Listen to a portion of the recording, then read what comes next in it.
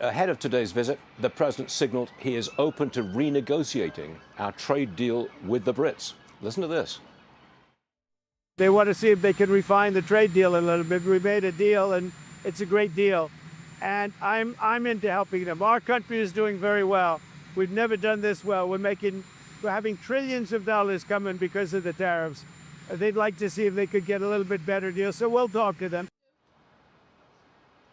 Well, British and American business CEO Duncan Edwards joins me now. Duncan, why do the Brits want to renegotiate a trade deal which we've already got? Well, let's start with some positive stuff first. Okay. The last couple of days we've seen a huge number of investment announcements from US companies into the UK, and actually some investments from UK companies into the US, with GSK making a big $30 billion announcement this morning. So that shows the sheer scale of the investment relationship that exists between the US and the UK. But on trade specifically, it's not really surprising that the UK side would try to see if they can get a little bit more from the US team on the trade deal that was struck a couple of months ago. They're certainly looking for some movement on the steel tariffs. Frankly, I don't think it's going to happen. And they would like to see some movement on things like Scotch whisky and Scotch salmon. But the Brits must feel they've got some leverage with the president because of the lavish reception they're giving to him. Well, I think I'm not sure that the leverage goes that far. I think there's a pretty steely, hard trade negotiation team on the US side, through the USTR, through US Commerce.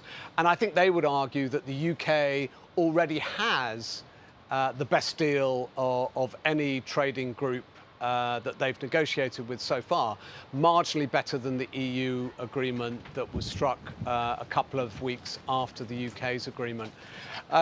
They'll have a go, but I think most UK exporters are expecting what they've got now to be what they're going to have to live with for the foreseeable future. Trump's expected to sign an agreement deepening coordination and cooperation in nuclear energy. Sign that deal with the Brits. Yeah. Is the UK in the process of abandoning the Green New Deal in Britain the way we've abandoned the Green New Deal in America?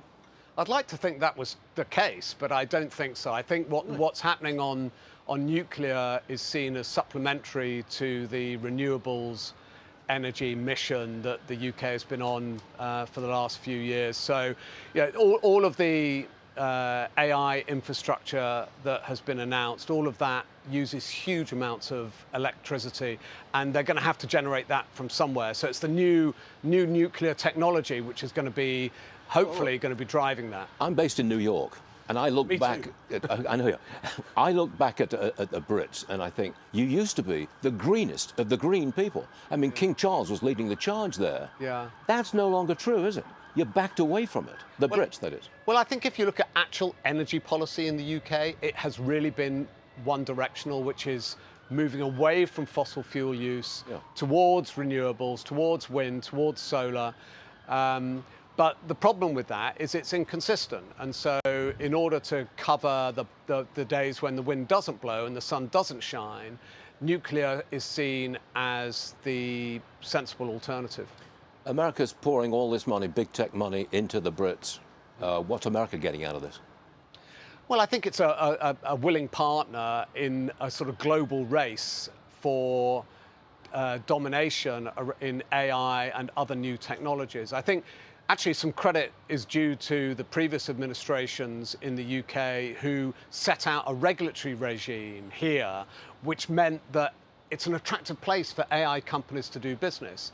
There's a sort of a risk-on approach here that we should try things, very similar to the US approach. And so when you compare that to the EU, this looks like a much better place to do business for this kind of risky environment of AI. It's financially risky. You're making very, very big capital bets here, and this is a good place to do it. Duncan Edwards, thanks very much for being with us today in London. We appreciate that. Thank you very much.